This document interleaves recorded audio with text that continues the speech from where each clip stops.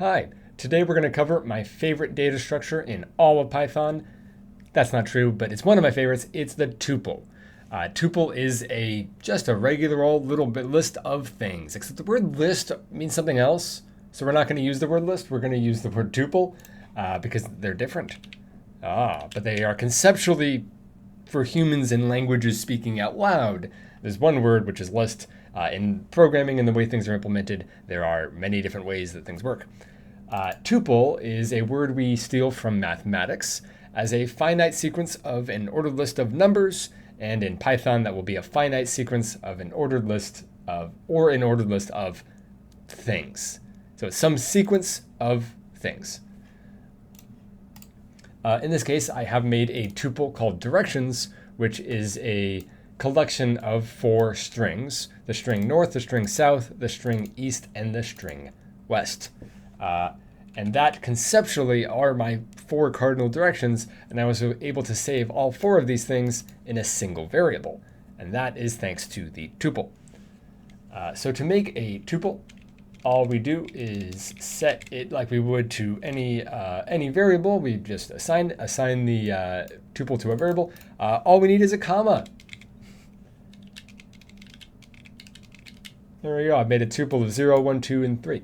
Although this can be pretty hard to read, it's pretty standard practice to wrap it in parentheses, and the parentheses are required in certain syntax conditions. So I just recommend my students basically always use the parentheses when defining a tuple. There's a weird gotcha with that, where if there's only one item in the list, the parentheses won't do anything. So we need to add a trailing comma. And now we have a tuple with only one item in it, as opposed to an item of the number 0.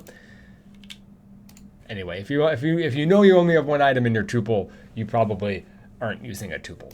But there is a weird little edge case there. So we can make a tuple with parentheses and commas, and we're done. That's it. That's a tuple. So here I have created the 4 directions, and we're just going to spit them out and see what Python says. And it gives me, again, parentheses and the strings separated by commas. To access an individual direction or an individual item in the tuple, we would use a square bracket. Whoops, there it is. A square bracket, and inside of the bracket, we are going to use a number. Whoops, I am not typing well. Here we go. Get back there. Where it is the number of elements away from the first element. So the first element is 0 elements away from the first.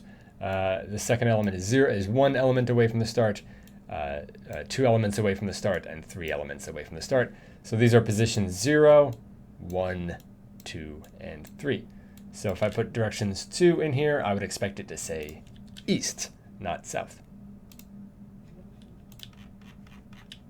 East, because that is the second position. It is the third colloquially with speaking out loud, but as far as the way that the computer accesses information in memory, it is the one that is 2 positions away from the first element. So we call that position 2, not second, just to help clarify when we speak. At index 2 or position 2. Okay. So square brackets, then we can have a 0 in here. There it is. Wrong thing. And we get north for the first element. If we tried to do something like 4, I would get an error. And that error is the tuple index, which is what the number that is the position element is out of the range, because 0, 1, 2, 3, there's no 4th element at the end of my tuple. Or no element at position 4 at the end of my tuple. Out of range, error. That should be an error. Great. A very useful thing about tuples is that we can iterate through them. So if we remember the range function where we are iterating through some list of things, perhaps many things. We have the ability to iterate through a tuple. Oh my gosh. For x in directions will now loop through all of the different elements in my tuple and give me a string for each 1. So it has printed it out, but this time 1 on each line, because that's all I did. There you go. High, no, I don't know why I typed high. That doesn't make any sense. High north, high south, high east, high west. This code ran 4 times, 1 for each element in the tuple, and each time it ran, the variable x was set to be one of these elements in my tuple. So a tuple is basically an array in other languages, while a list is a list. Oh, what's a list? Oh, we'll get to that. Lists are different. So we can iterate through tuples. We can assign tuples to a variable. We can also do the opposite, where I have, instead of assigning all 4 of my elements into one variable, I can do what we call unpacking, where I take 4 variables and set them equal to one tuple, and it will assign the first one to the first variable in the list, the second one to the second variable in the list, and so on.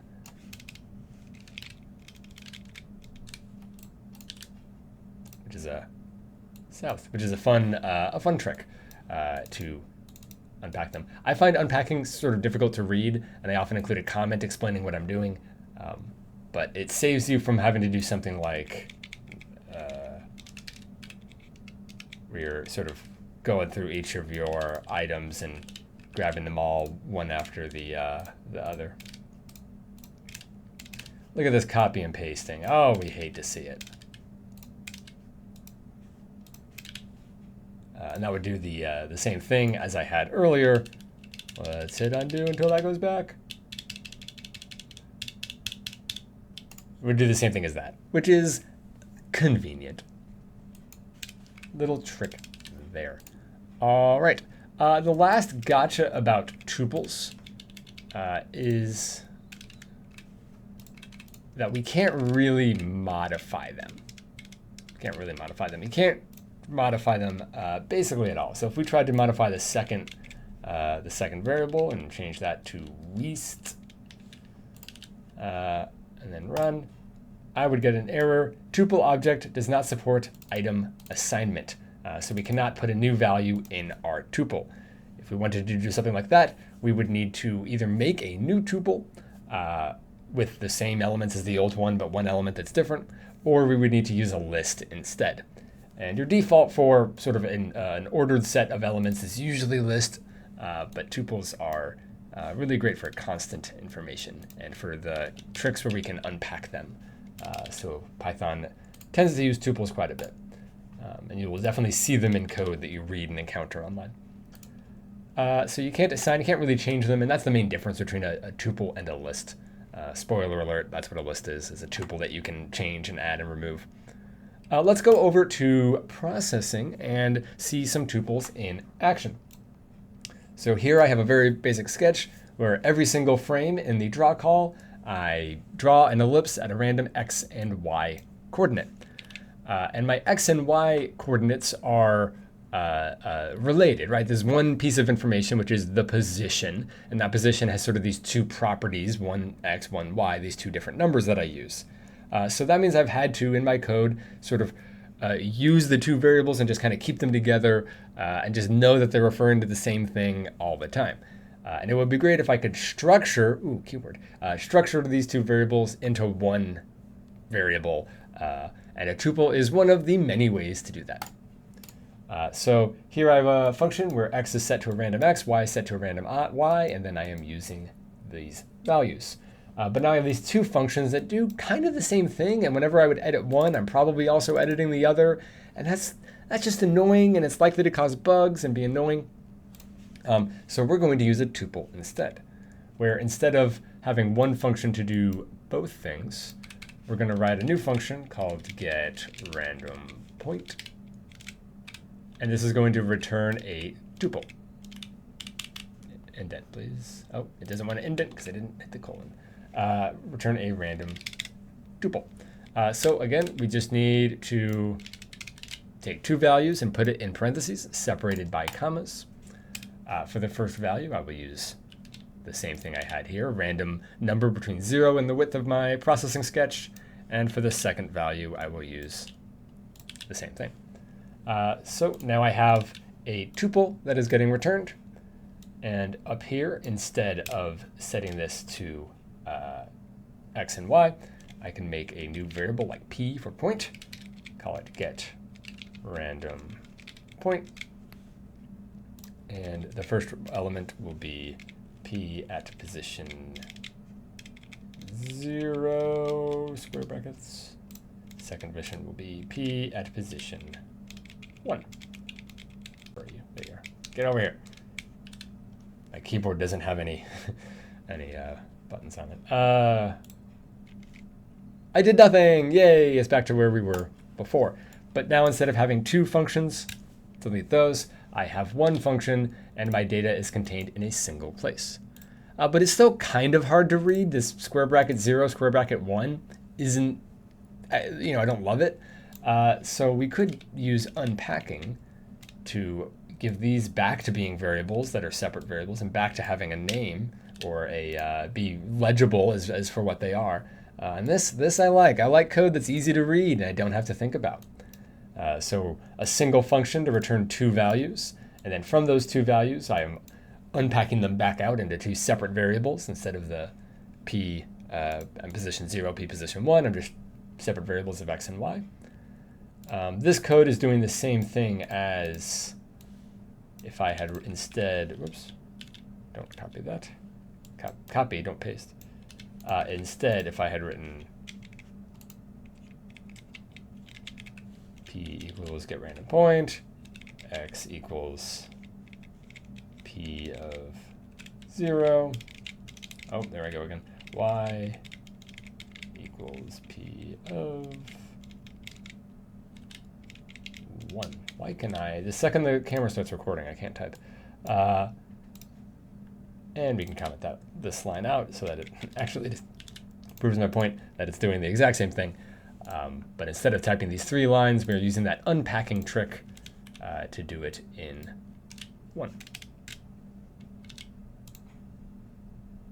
Great. So that's tuples. That is the basics of tuples. There's certainly more if you're in my class, there's certainly more in the textbook to read. You can add tuples together to make a new tuple that's has all those elements together. You can do all sorts of fun things with tuples. And once we learn tuples, it will make learning lists very easy. So that's all I've got. Enjoy.